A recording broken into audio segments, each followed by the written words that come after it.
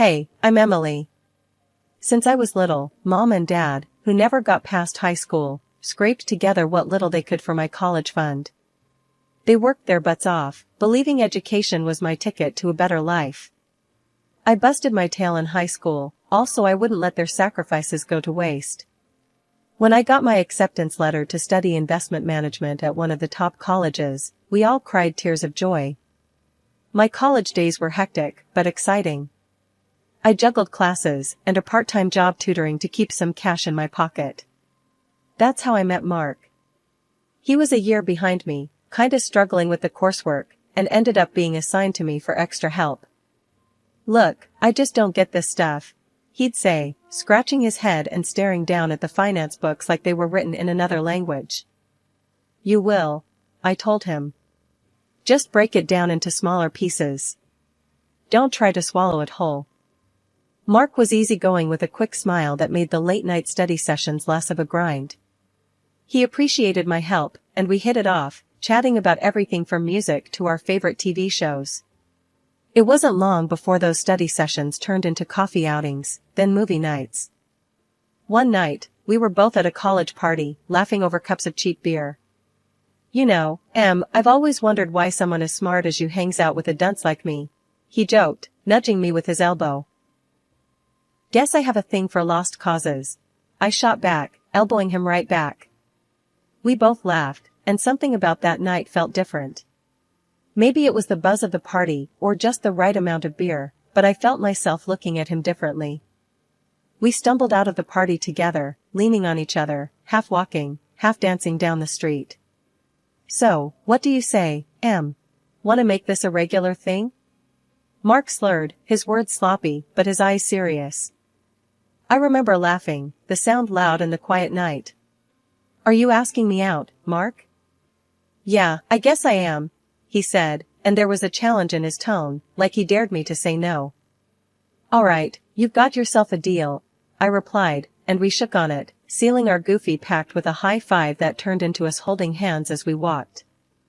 Things with Mark felt natural, easy, like slipping into an old, comfortable pair of jeans. We finished college together, me with my degree that was supposed to open doors, and him just relieved to be done.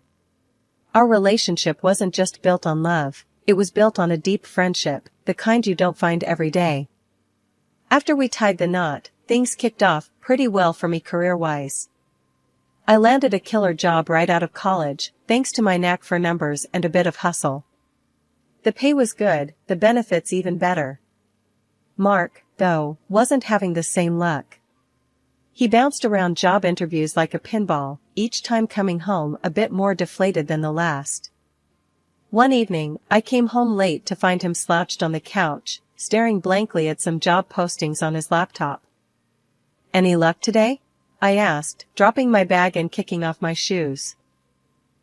He glanced up, a forced smile, not quite reaching his eyes. "Nah, same old, same old.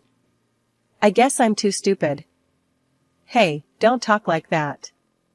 You're just in a rough patch." I squeezed his hand, trying to transfer some of my optimism to him. "Look, why don't you take a break from this? Let's go grab a bite. My treat." Mark closed his laptop with a sigh. "Sure, why not? Not like I've got interviews lining up or anything." We ended up at a small diner around the corner, a place we frequented when we first moved in together. As we slid into our usual booth, Mark's mood seemed to lift a bit. The waitress, a middle-aged woman with a no-nonsense attitude, came over to take our order.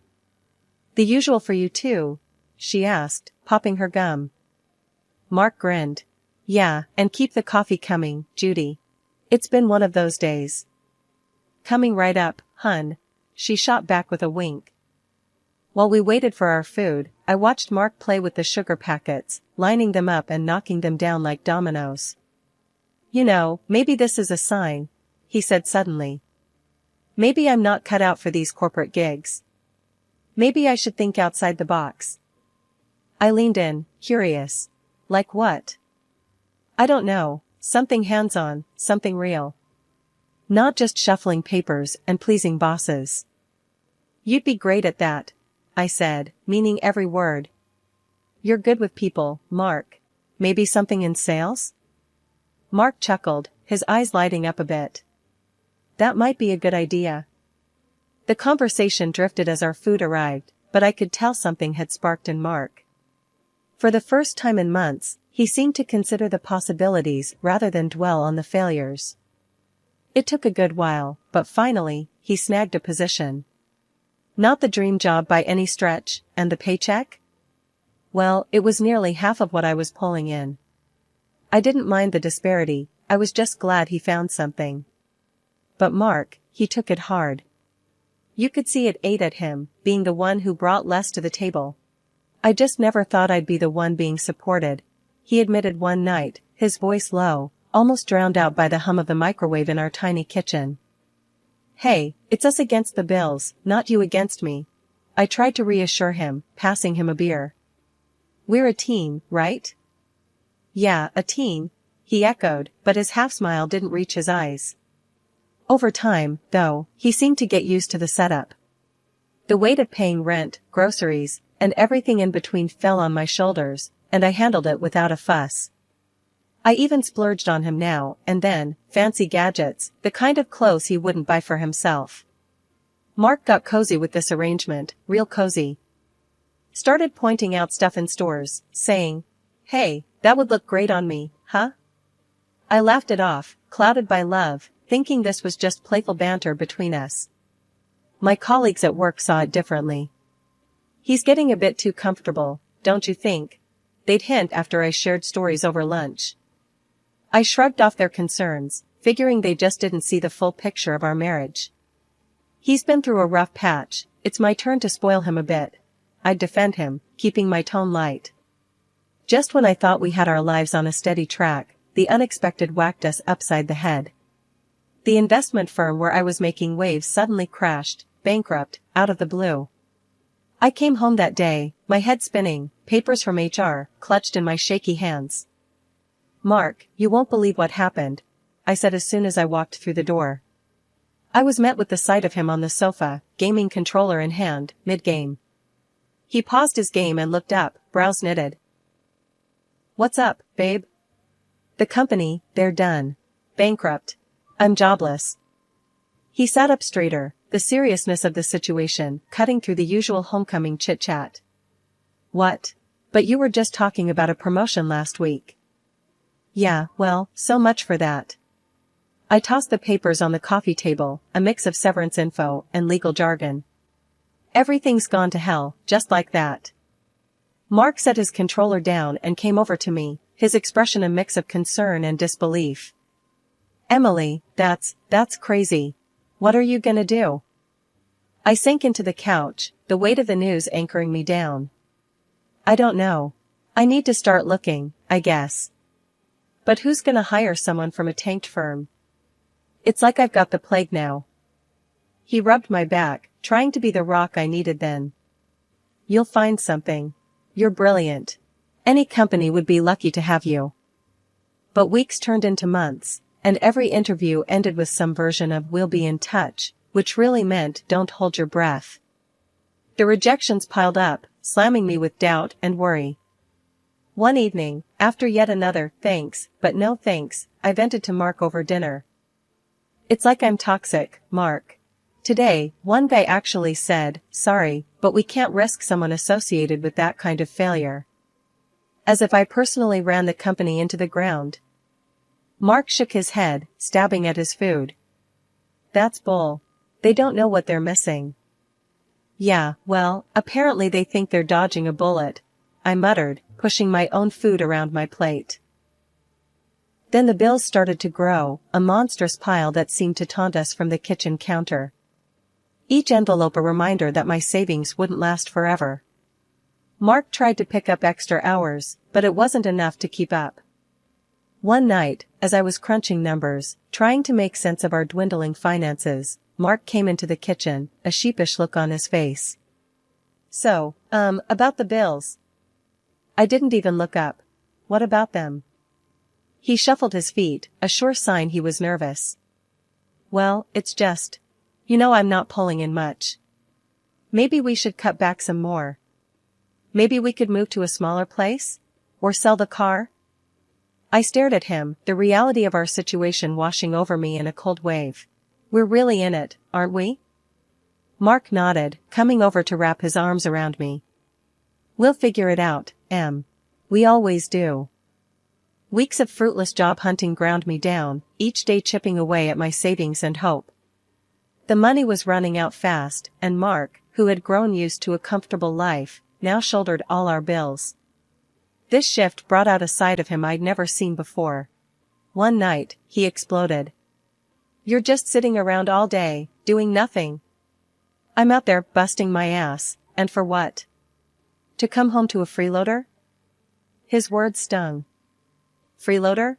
Really, Mark? Who do you think kept us afloat all these years? I shot back, my voice sharp with hurt and anger. He just scoffed, shaking his head. "Yeah, well, past's past. What are you doing now?" "Nothing." I couldn't believe what I was hearing. This wasn't the man I married. But before I could gather my thoughts to respond, the real blow came just a few days later. I came home early to grab some documents I needed for yet another potential job lead. As I opened the door, I froze. There was Mark in our living room, cozy with a woman I'd never seen. She was draped on his arm, laughing up at him like she owned the place. Mark straightened up, clearing his throat. "This is Anna. She's going to be my wife." The woman, Anna, looked me over with a smug grin. "He needs someone young and beautiful, if he's going to spend his money. Not someone who can't even keep a job."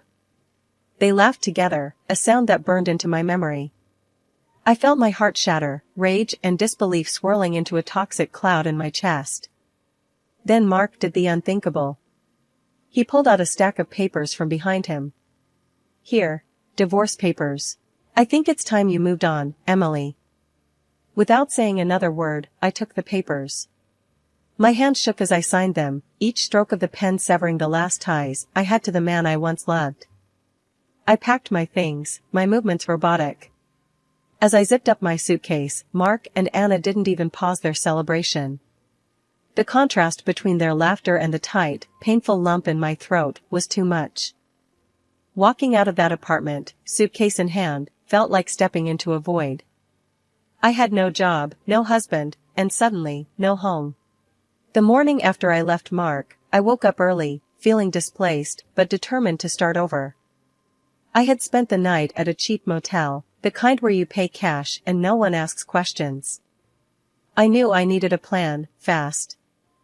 After a stale coffee and a dry muffin from the motel's vending machine, I walked the streets, aimlessly at first. Then, I remembered a beauty salon nearby, a place I used to frequent back in better days. The owner, Linda, had always been kind to me. Maybe, just maybe, she had some work, anything really. Linda was at the counter, her back turned, stocking some shelves. "Can I help you?" she called out without looking. "Linda, it's Emily. I was wondering if you had any work available." "Anything at all," I said, my voice a mix of hope and desperation. She turned around, her face lighting up with recognition, then concern. "Emily? Honey, what happened? You look like you've been through the ringer." I sighed, the story spilling out of me, the job loss, Mark's betrayal, the divorce. She listened, her expression softening with each word I said. "Oh, sweetie, I'm so sorry. Let's see what we can do for you." She pondered for a moment, tapping a finger on her lips. "You know, I need someone to help manage the front desk, answer phones, schedule appointments. You think you could handle that?" I nodded eagerly. "Yes, absolutely. I'd be grateful for any opportunity, Linda." She smiled, her warm, reassuring self. "Good. Why don't you start tomorrow? We'll figure out the rest as we go. And hey, about a place to stay, the apartment above the shop is empty. It's not much, but it's clean and safe. You can stay there for half the rent until you're back on your feet." I was overwhelmed, tears pricking at the corners of my eyes. "Linda, thank you. This means so much to me." "None of that now." She waved off my thanks. You'd do the same in my shoes. Let's not make it a big deal. Just be here at 8 tomorrow, bright and early. The next few weeks were a blur of learning and adjusting. Linda showed me the ropes, and I picked up the nuances of the beauty industry quicker than I thought. It was like I was slowly piecing myself back together, finding a new purpose in a place I hadn't expected. Mark and my old life seemed like a distant memory, a bad dream that had loosened its grip on me. I worked hard, stayed late when needed, and slowly, I began to feel whole again. But it wasn't just about surviving anymore, I was starting to thrive. Linda noticed too. "Emily, you've really turned this place around," she said one evening as we were closing up. "I'm thinking about expanding, opening another location. What do you think about running this one for me if I do?" The offer took my breath away. "Really? Linda, are you serious?" "As a heart attack," she chuckled. "Think it over. No rush." As I walked up to my little apartment above the shop, I realized that this, right here, was my fresh start. My chance to rebuild not just my career, but my life.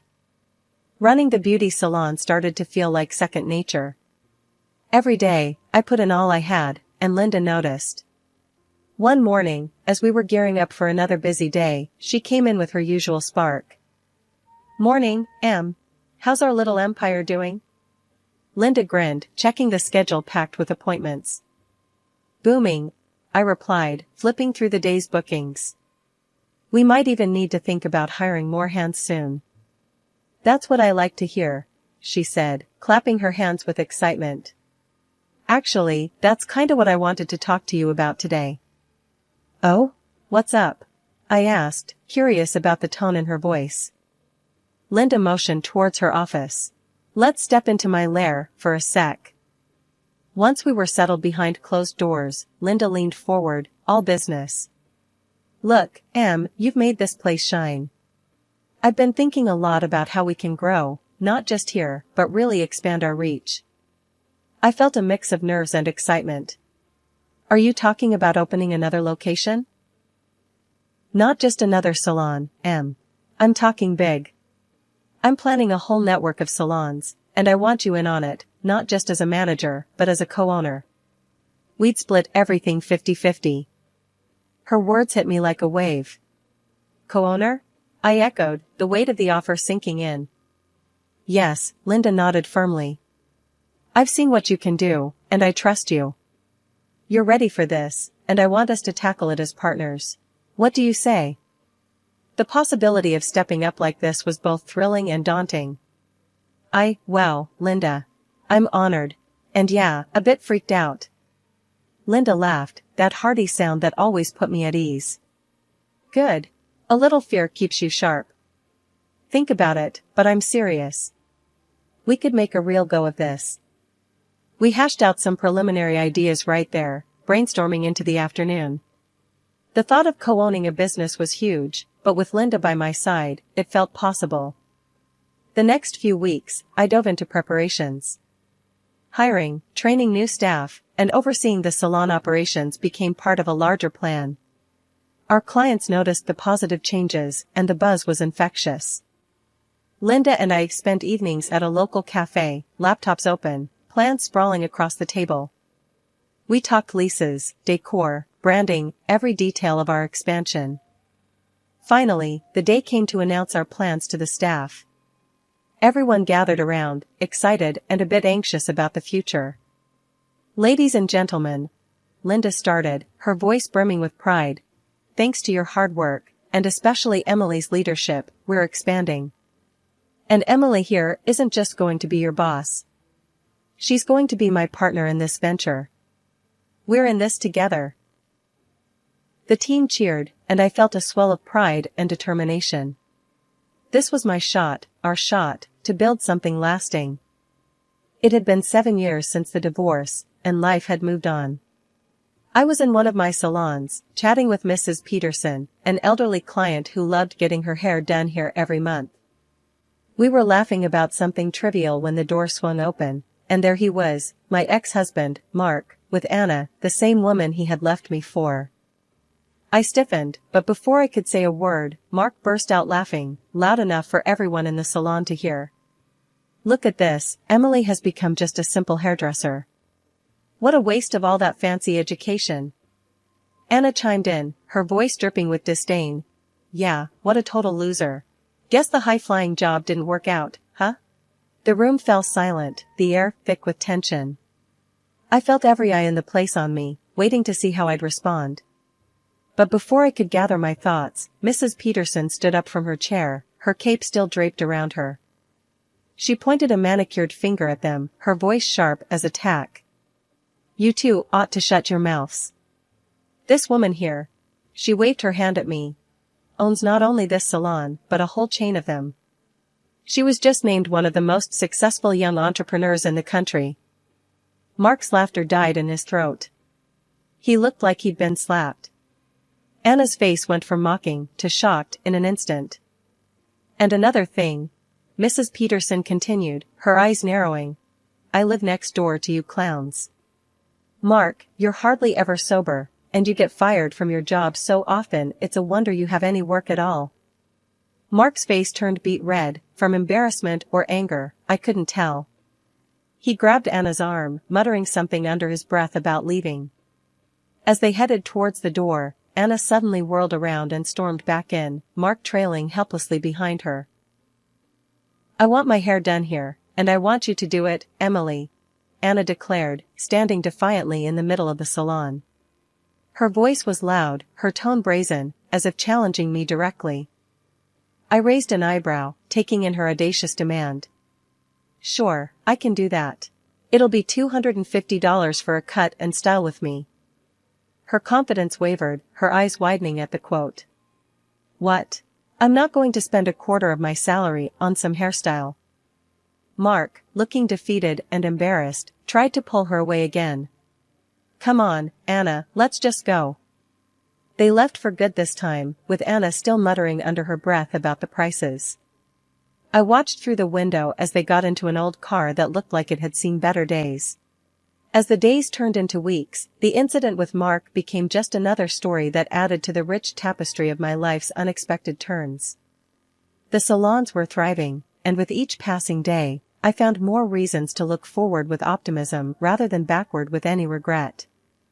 One crisp morning, while I was arranging the new line of organic hair care products on the shelves, Linda strolled in, her eyes bright with what I knew was another big idea.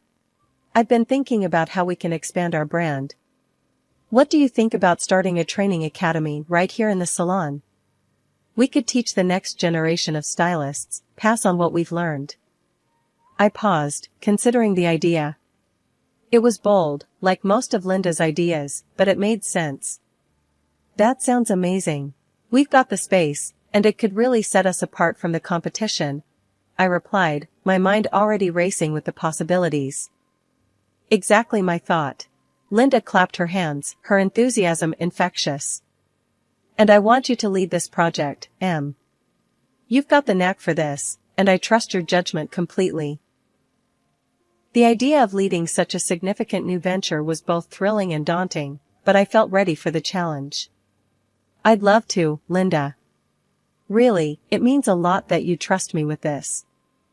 We spent the next few hours sketching out what the academy could look like, discussing everything from curriculum to licensing. As we talked, I realized how far I had come, from feeling defeated and alone, to charting the future of a business I co-owned. Later that day, as I was tidying up after a busy afternoon, one of our regular clients, Mrs. Harper, approached me. She had been coming to the salon since we opened this location and had always shown an interest in the business side of things. Emily, I've been hearing great things about what you're planning, she began, her tone earnest. You know, my granddaughter is finishing school soon, and she's got a real passion for beauty. Maybe she could join your academy? That would be wonderful, Mrs. Harper, I said, genuinely pleased. We'd be honored to help her start her journey. Once we get everything set up, let's make sure she's one of the first students. Mrs. Harper beamed. Thank you, Emily. It's young women like you who inspire her. She talks about how you turned things around and made a success of yourself. Hearing that filled me with a warm glow of pride and a sense of responsibility. We try to inspire where we can, I replied with a smile. That evening, as I locked up the salon, I thought about the future. There was so much potential, so much yet to achieve. The road hadn't been easy, but every challenge had strengthened me, every setback had taught me something valuable.